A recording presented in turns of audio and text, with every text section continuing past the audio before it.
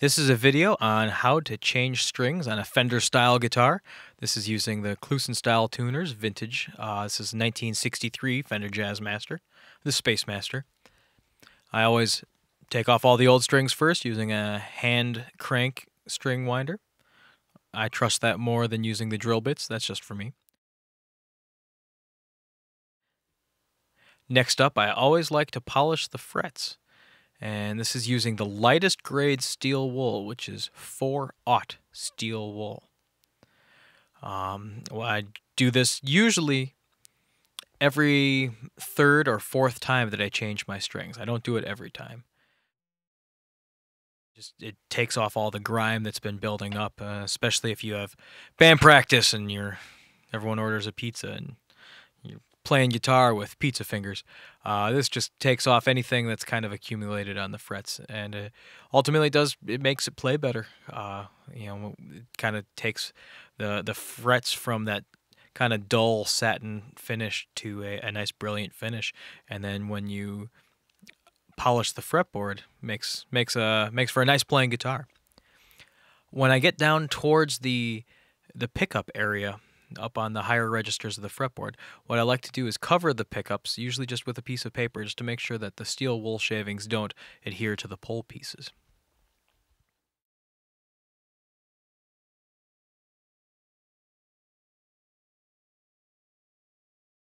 Next up is oiling the fretboard. This you can use any lem oil.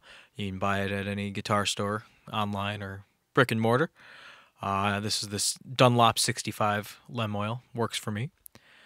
And just take a paper towel and I apply the lemon oil to the paper towel as opposed to directly on the fretboard, and then I try to wipe it evenly all across the fretboard.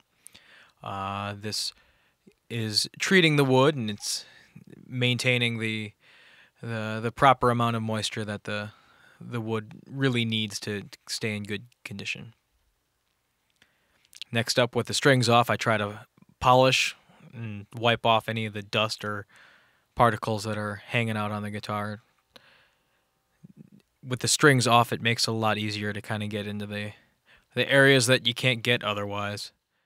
So anything that you can really get into, taking the bridge off, I always try to do that. The actual restring process. I'm going to pull the string through the tail piece here, kind of line it up on the bridge saddle. And for these particular tuners, you always cut the string 2 tuning pegs past where you're actually stringing. So in this case, when you're stringing the low E, you would cut the string at the D string tuning peg. You feed the string directly through the top into the hole, and you wind it up. And I'll do that for each individual string here. So when I'm cutting the A string, I'll cut it at the G string tuning peg. I like to use my index finger to keep pressure right at the string tuning peg to ensure that as I'm winding up, each individual wind goes below the wind that preceded it. This just adds for consistency, and you wouldn't think it would have too much of an impact, but any inconsistency at the tuning peg will cause inconsistent tuning issues, which is always a frustration.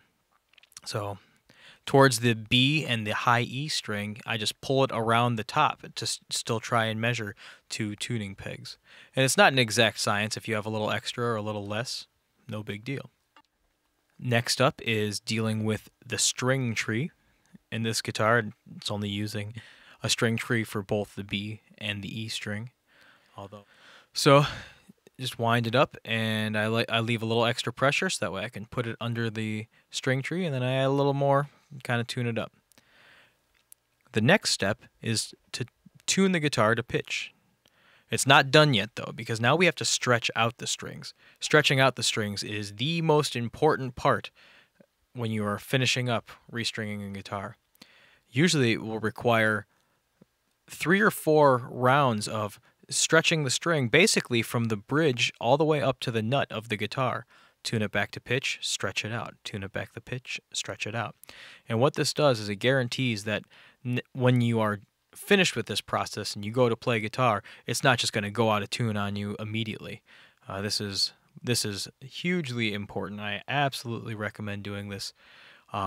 You want to be careful, especially on the unwound strings, the plain strings, to make sure that you don't use too much pressure that could pop them, especially on that B and E string.